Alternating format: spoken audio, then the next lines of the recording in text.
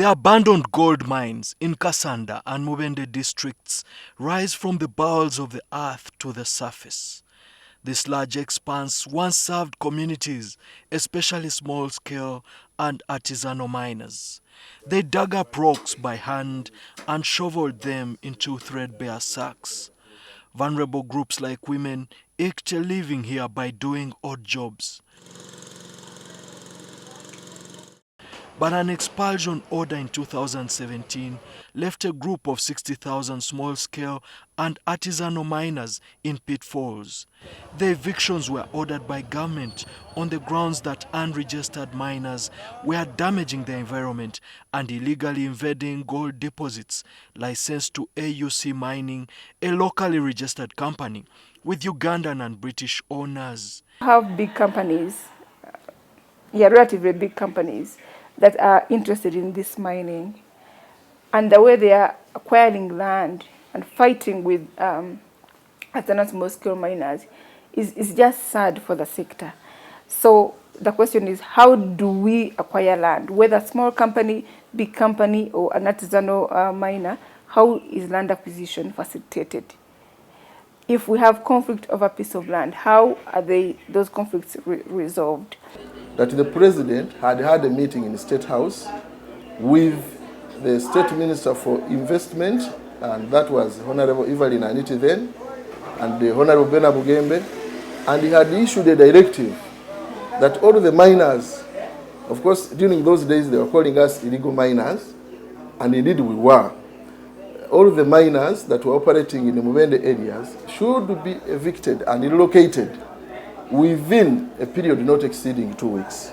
There were also claims of an influx of unregistered foreigners who posed a security threat in the mines.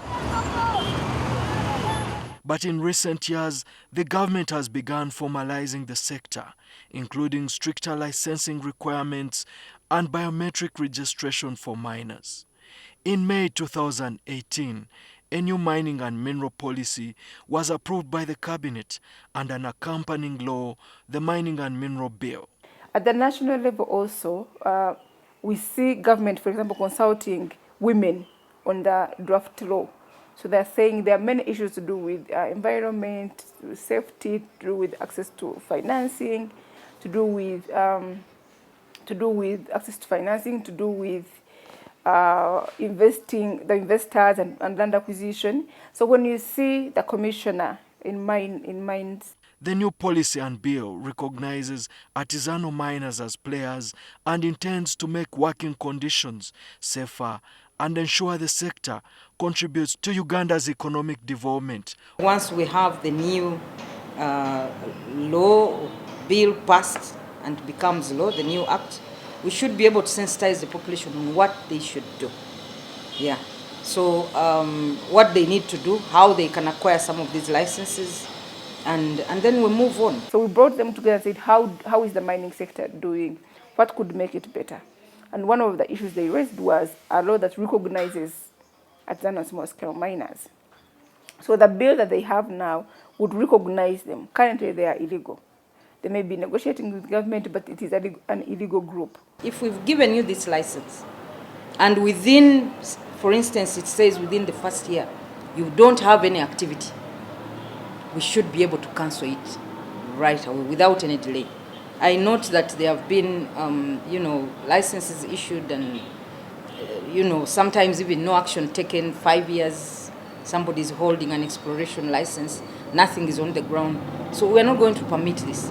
The artisanal miners under their association petitioned the president, and in 2018 he wrote a letter asking AUC Uganda Limited Mining Company to give 30% of its 144.7 square kilometers of land to the artisanal miners.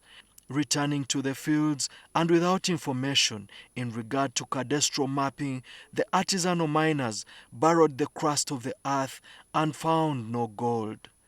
So when we did not find anything, we disappeared because it was a lot of money. Banks are demanding us, money lenders are also on our necks because we thought like government had promised us there is some gold. There was nothing. We hired an expert from Zimbabwe, senior geologist, in the names of Derek Michingani, who has been here doing exploration in the location licenses that we got from government. It is very unfortunate and very sad that when the results came out, and we also took quite a number of samples to certified laboratories in Tanzania, they indicated that the licenses we had were not mineable by us. So for me, it is how much information do you have before you make a decision to apply for that piece of land. When government is doing their cadastre mapping and they know which area seem to have more depots than the other, is that information available for both a small-scale investor, an artisan, for the three of them, a small-scale, an artisan, as well as a large-scale investor? Or is that information given only to the privileged with money who are large-scale investors? The executive director of Global Rights Alert, Winnie Ngabire, gives an insight into why her organization has propped up women mining associations across the country and why it's important to regularize the work of artisanal and small-scale miners. Access to court, to justice, is a very, very challenging way. But there are ways in which we can make it cheaper, we can make it available, so that there are grievance handling committees at different levels that are so gender sensitive that a man or a woman will not feel intimidated to go there, or even when they do go there, that they will feel this is the place that I can discuss my issue and have an agreement reached and have my issue resolved. In these mines for some time, but not quite long, but for us as women, we have actually benefited from this mining, but we have some problems there. But we have not been having pits. We have been using, we have been buying sand and we put it somewhere, and then we after making it, then we get some gold and we sell it to other people. But now, as women, we said, why can't we form an association? And then we after forming our association, and then we get our own pit, and then we start making our own money. So that's what we have been doing that, and now we want to buy our own pits, and then we start using them as women. Tuba kuzwara boots, tibine boots. Ekindi tibine mabafu go kwezunusana bezunise kuzere bafu. Emishenyi gumane bataho mwitaka umutu. Ebinde bzubu tuba kubahereza akasente ko kumara. Na nebyo kurya tibine byo kurya. No kurebe kandi barebe kaba barhire nkabarwire abo kuba tibine byo kurya byo kumara byo kurya. Batanduka kasheshe bahezo mwabazi baba barhire kandi bagaruka batambura kurgaha kuzo wabahiba kuba mbarga barkasheshe. She argues that this was anchored on breaking male-dominated barriers in the mining sector. But we realized that the problem was more than just safety, just gumboots and headgears. It was more than that. It was about who is speaking in the mining sector. It was about who owns the pits. It was about who doesn't own the pits and who does the actual work. Who gets exploited, who gets paid, who doesn't get paid. So we encourage the women. The mining sector is not only for men. Even women should feel free to get involved. I have moved into the mines and found them doing the odd jobs of even cooking and all that, but not into the real mining. So we really want to encourage the women, those who are really interested, to also get involved. But many challenges remain abound. There's a conflict between Chiwanja holders and landowners over surface rights. Land acquisition also remains a sticky issue. Staring a bleak future, the women associations have regrouped and are petitioning government to give them at least a square mile of land where they previously mined for gold.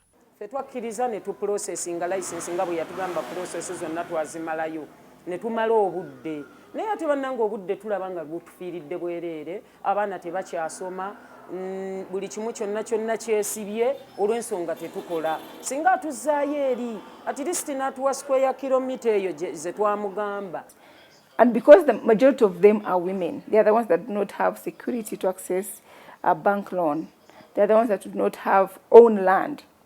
They are the ones that find it very difficult to negotiate for a lease. If government can, one, put a fund to facilitate all these processes in terms of educating them about the processes, but also supporting, giving them capital, giving them the tools, the machinery that they need to be able to access, to actually practice mining. I think that would be a very, very good law. So how can these women associations be provided a shot in the arm? According to available information, over 90% of the mining in Uganda is done by artisanal and small-scale miners, estimated to be more than 390,000 countrywide. It is also estimated that the artisanal and small-scale miners subsector indirectly sustains close to 200,000 Ugandans across its value chain, both backward and forward linkages.